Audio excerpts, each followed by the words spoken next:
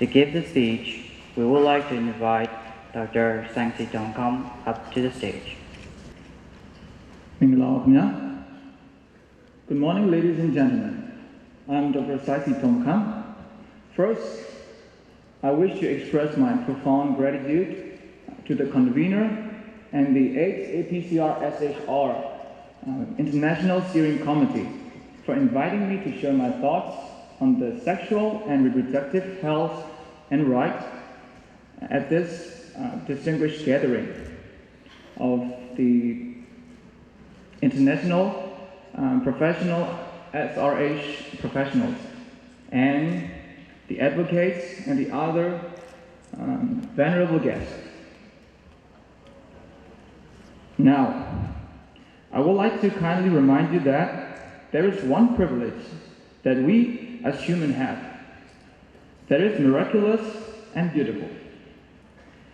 And that, ladies and gentlemen, it is our young people.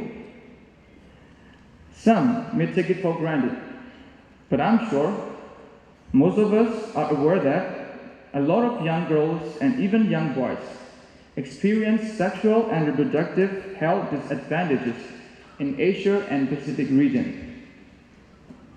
Among all those complications, teen pregnancy is one of the most difficult experiences a young person might ever face, as it interrupts school, life plans, and goals.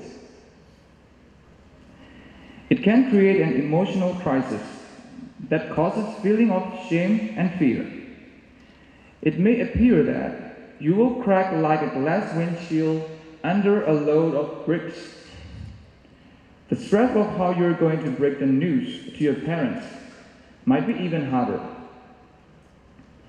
And finding help may seem like an impossible mission to defeat.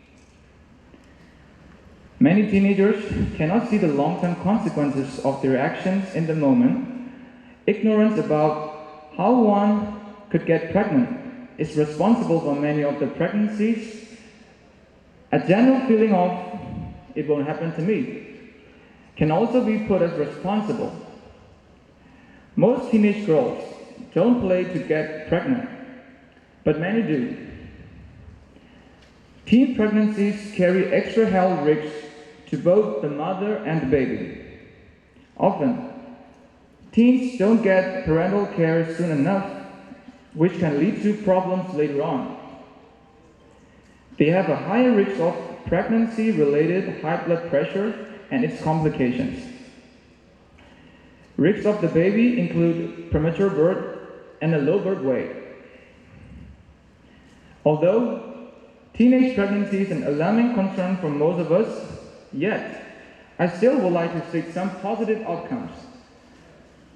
This is not to encourage teen pregnancy, but with the hope of inspire affected young people who are distressed due to the matter.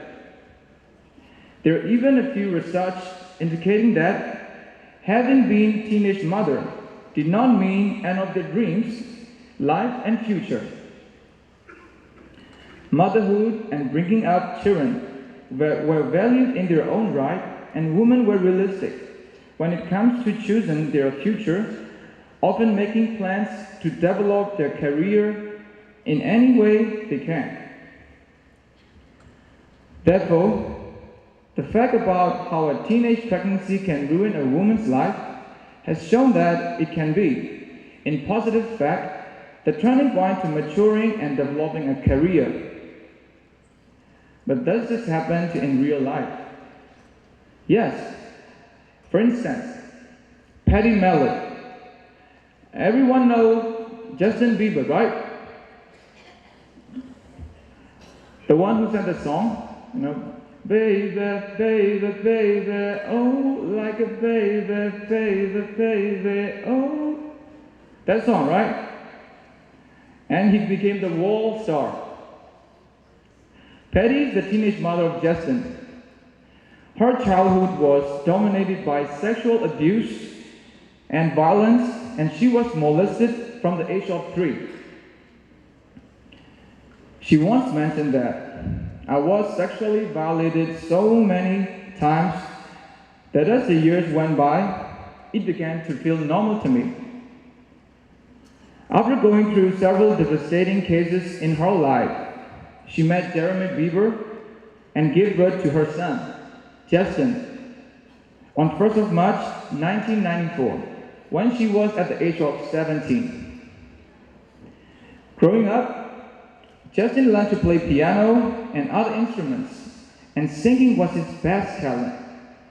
His young, loving mother, Patty, uploaded videos of Bieber singing covers of various R&B songs, and Bieber's popularity on the site grew. He was offered to sign contracts with various entertainment agencies, and then, boom, look at how famous he is now. It has been the years of Bieber for the past nearly a decade. With this example, ladies and gentlemen, I would like to reach out the teenage mother and sexually abused victims around the world that this downfall and wrong decision in life doesn't necessarily have to ruin their life. With a positive outlook, they can turn back and create a positive outcome. So I would like to conclude by taking this chance to raise awareness that contrary to the idea of how a teenage pregnancy ruins a young woman's life, and that it signifies the end of her education and aspiration for the future. The experiences of some of young women are positive and is adaptive.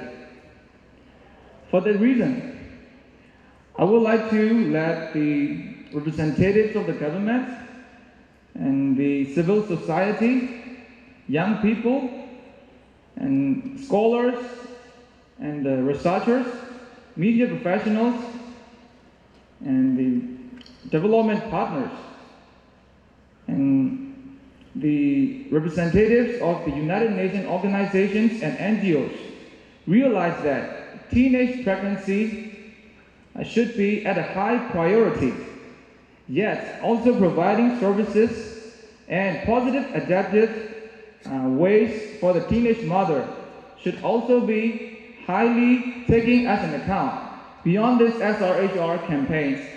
Thank you very much.